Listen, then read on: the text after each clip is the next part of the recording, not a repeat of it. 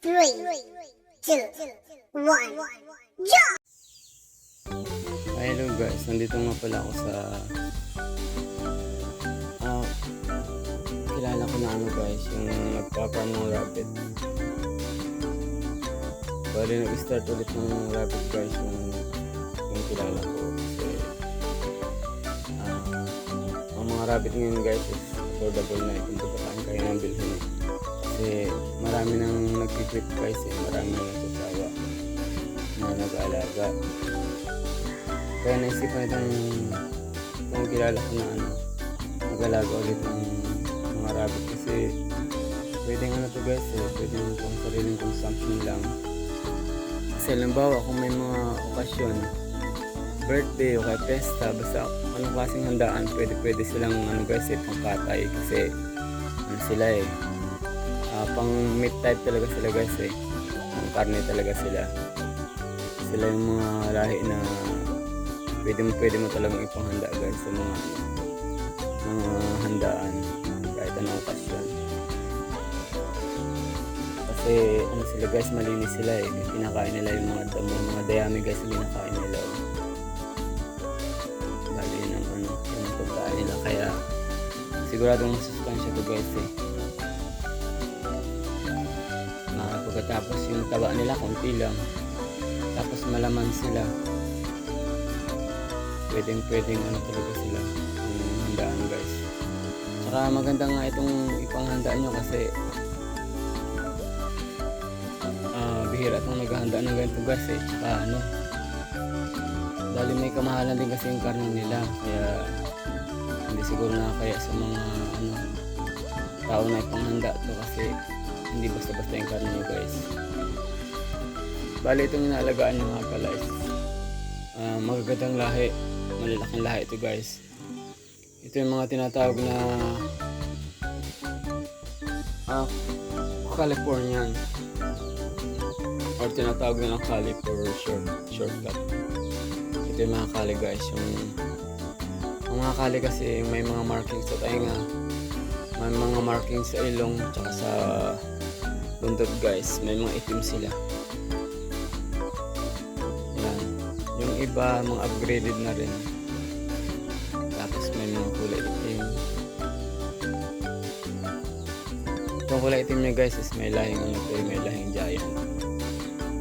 Ayan pwede nag-alaga din siya ng malalaki para pwede siya yung crossbreed yung giant. Pero guys ang giant kasi hindi siya pwedeng pang meat type karne kasi malaki ang buto niya guys, konti lang makuha ang karne.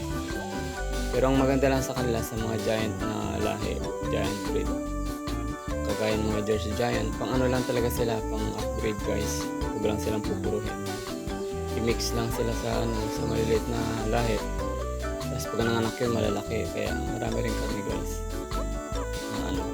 na makukuha. Kaya ganun lang ang ginawa nitong kilala ko guys, ang kaibigan natin guys. Ayan, bali pinaghandaan niya talaga, bali binilhan niya ng mga guys, mga kulungan para komportable yung mga alaga niya. Tapos lagi niyang binibigyan mga damo, mga dayami, tapos lagi silang may inumin guys kasi kailangan nila ng tubig kasi yung kinakain nila guys is dry. Mga tuyong dayami yung kinakain nila kaya kailangan nila ng may malinis na tubig araw-araw. Saka dapat chinecheck yung tubig kasi minsan guys naiihian nila, natataihan nila yung mga tubig, kaya dapat araw-araw siyang papalitan. Kaya importante malinis guys yung tubig niya lagi. Yan, balang isang kulungan niya guys, yung isang kwarto is malalaki kasi karamihan alaga niya guys mga babae, mga buntis na daw yata lahat. Kaya magandang kulungan nila guys yung malalaki para malaki ang iikutan nila. Tapos pag may mga anak na sila guys, hindi masikip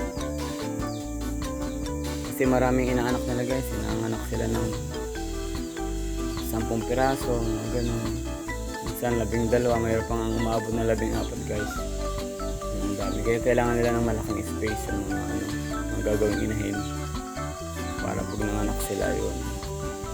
Kasi ang bilis nilang mga anak guys pagkatapos ng isang buwan, after nilang ma-breed, mga anak mabubuntis na sila guys. Saglit lang silang mabuntis. Mga 3 beses lang guys na-breed, buntis na agad sila, tapos maghihintay nga ng isang buwan, mga anak na agad sila. Minsan 28 days na anak na, yung iba advance, yung iba naman nalilate. Minsan may 33 days bago sila mga anak. Iba-ibang nila guys, kondisyon ng nila pagbubuntis, hindi sila pare-parehas. Kaya dapat guys, bago mga anak, dapat talaga agad siya ng paanakan, para pag mga anak man siya, nandun na sa paanakan. Tsaka dapat guys, yung mayroon siyang kit saver, yung doon sa kahit isang dangka lang guys ang gilid niya, nalagyan ng yung screen na maliit guys, hindi makalusot yung mga baby niya, yung mga anak niya. Yung tinatawag ng kit saver guys. Kasi yung tawag sa mga baby nila is kit. Mga kit ang tawag nila guys. Kasi pag hindi nalagyan ng kit saver yun doon sa gilid ng mga nila, paikot ng kulungan, pwede silang mahulog guys, kasi medyo malalaking butas itong kulungan nila yun. Kaya kailangan nila ng kit saver. Pagkatapos yung mga lalaki guys, hindi naman kailangan malaking kulungan, kasi mga lalaki naman sila, hindi naman sila nanganganak, kaya okay na yung maliit ang kulungan para sa kanila. Basta importante, healthy lang sila, yun lang. Ganun lang ang mga kulungan nila guys. Ito meron siyang kulay abo, parang chinchilla at ang lain yan guys. Ang meat din, kaso malilit, hindi naman siya ganun malaki. Ito guys, mga buntis na rin daw ito. Marami siya mga buntis, kaya sigurado ito guys, biglang dami ng mga rabbit niya, kasi sinabay-sabay niyang i-breed guys. Kasi for niya lang, for sariling consumption lang guys, katay-katay lang, kasi nga masustansya ng rabbit. Kaya sa mga hindi nakakalam, ito pinakamagandang kami guys, ito pinakamagandang kainin, kasi organic lang sila guys, yung malinis.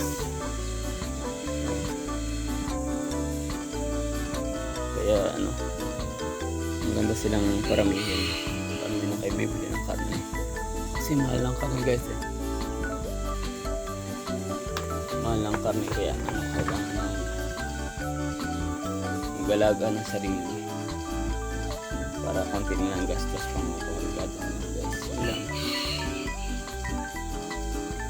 Yan lang kasimple guys ang rabbit. Mga isang taon lang kayo, biglang dami ng rabbit nyo guys, kasi sa isang taon halos maraming beses sila pwedeng mga anak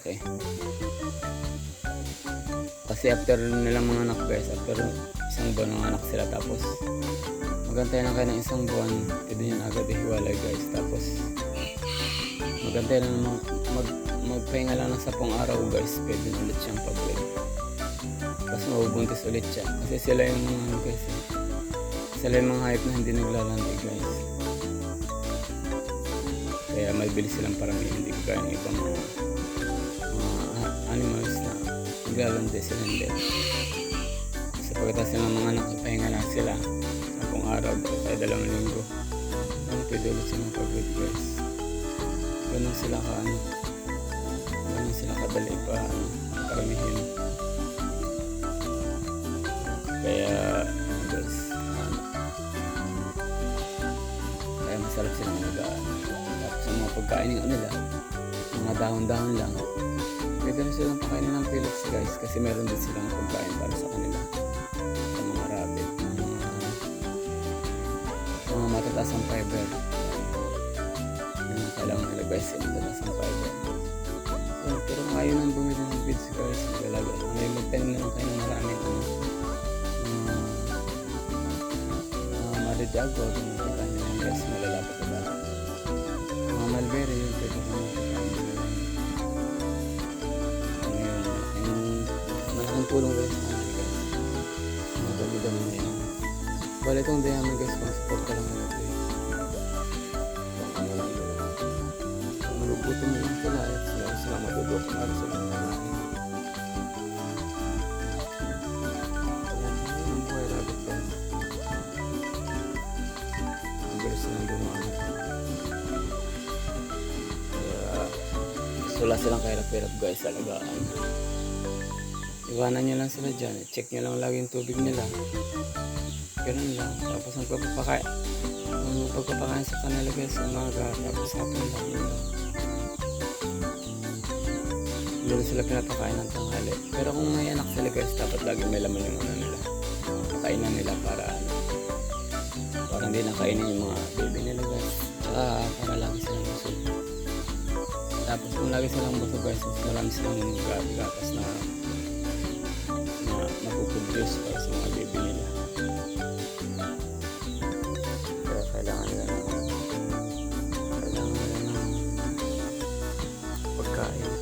pagkain tapos tubig na rin guys. Nagpapadito yan kasi kailangan nila lagi ng tubig kasi may pagkain na. Yung mga pagkain naman guys na kung parami ng gatas merong nabibili po ng pang rabbit talaga. Rabbit feeds talaga guys, marami ng company na gumawa ng pagkain ng rabbit kasi nga pag ano sila nagpapadede kailangan nila ng paggatas pagkain. Meron din natin pala siyang ano dito guys, yung Brahma na manok. Ito yung pinakamalaki na manok guys, yung Brahma. Bali may mga boxes sa pao guys. Ayan ang ano ng Brahma. Ayan guys, lapitan ng Brahma.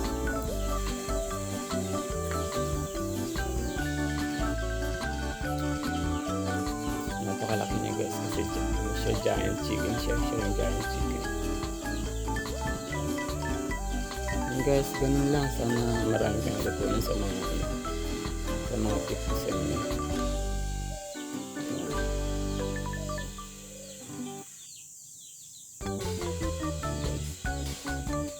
Kaya marami siyang libangan dito guys, hindi lang rabbit mo lang.